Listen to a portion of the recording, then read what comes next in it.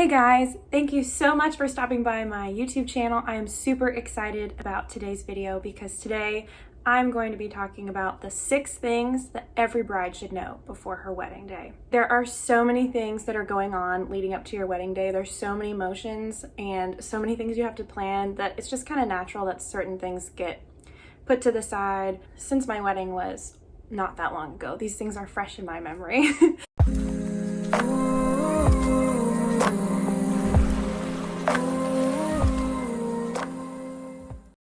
Okay, so the first thing, your shoes. Okay, so I don't know why, but I had it in my head that I wanted my shoes for my wedding to be like these beautiful, like golden, sparkly, like stilettos that just really complimented my personality or my dress or whatever. But the truth is, ladies, the truth is, no one's gonna see them. Especially if you have a dress like mine, and I'll have to put up a picture of my dress so you get an idea of what that looked like. Nobody saw my shoes. So my whole thing was I wanted to wear high heels because I felt like they made me feel beautiful and yada yada yada. Okay, you have so many things on your wedding day that make you feel beautiful. You're getting your hair done, your makeup done, you're in a gorgeous dress. Like, you don't need the shoes to make you feel beautiful.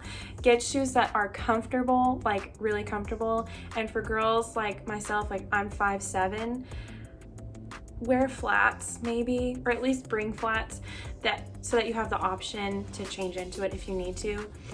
My only regret with this is that now in our pictures and everything, I look taller than a lot of people, like my dad, and he's actually a little bit taller than me.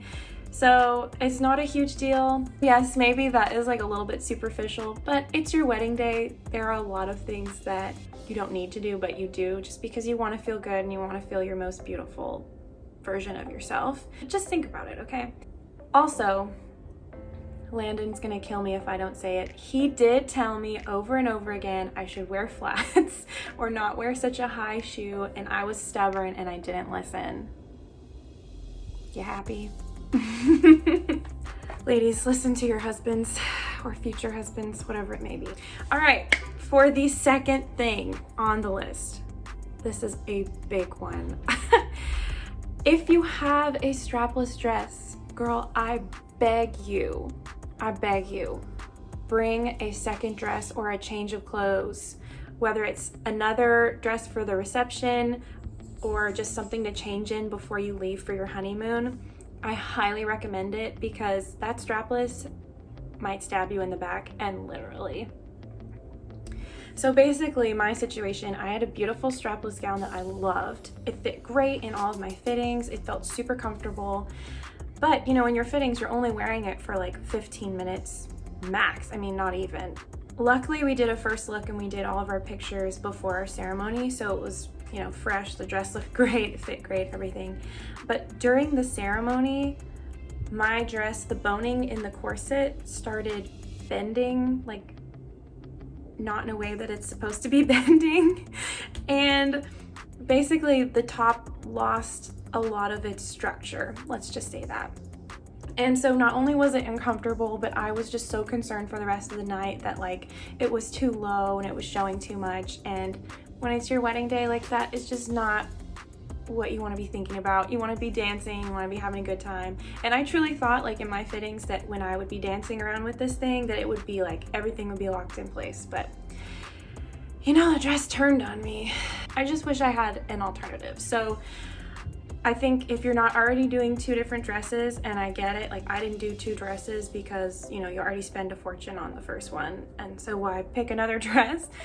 But just get like another cute little thing that you are comfortable potentially changing into at the end of the night, you know, when you run to your car, whatever. And then if worse comes to worse and you have a wardrobe malfunction, I hope that you don't. But if it happens, you'll have something else you can change into. The third thing is your bouquet.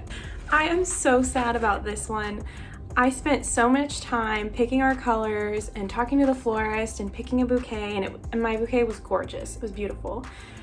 But the day of your wedding, it just is such a blur. Like looking back, I don't even barely remember what the flowers looked like. And thank goodness we have pictures, but I wish that I had thought to ask someone to save my bouquet for me.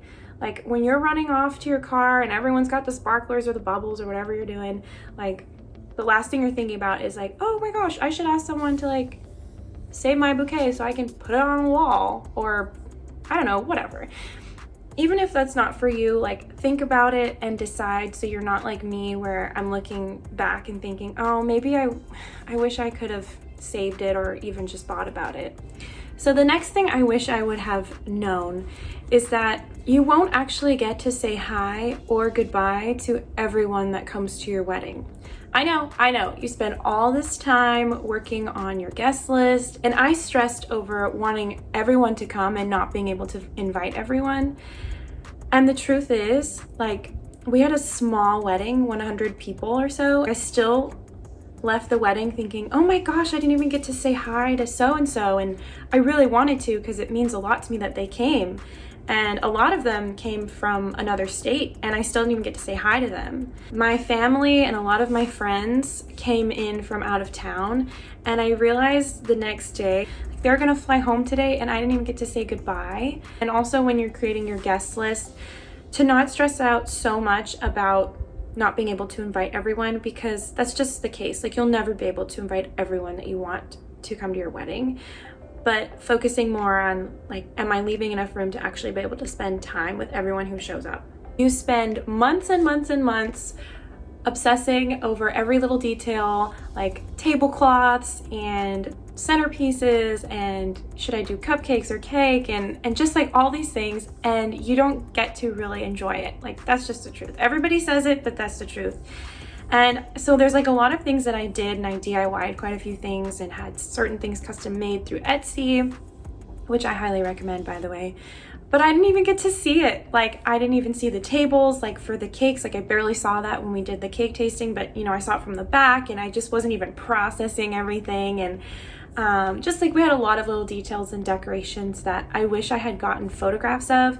It's not a huge deal, but if you're like me and you spent a lot of time and effort thinking about all these little details and putting it all together, it's definitely worth asking someone. That's just a fun thing to have and to look back on. Okay, last but not least, this is the most important thing. Remember why you're doing all this in the first place. And if you're a bride right now planning your wedding, you probably hear that a lot, because it's so easy to get bogged down and think of all the details and if you're pleasing everybody and making everybody else happy. But the truth is, it's about you, it's about your fiance, and it's about friends and family going there to support you. And there will be moments when you're like, is everybody having fun? Like, is the DJ doing a good job? Are people bored? People aren't dancing. Like, I don't know, maybe that's just me.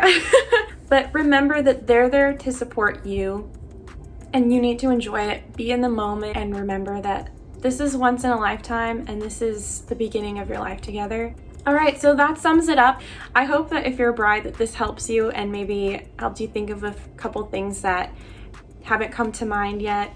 If you've already been married, drop a comment below. Tell me if you can relate to any of these things, or if you've had similar experiences, or if you think of different things that we should cover in future videos. Thanks guys for watching. I hope you enjoyed the video, and we will see you right here for the next one.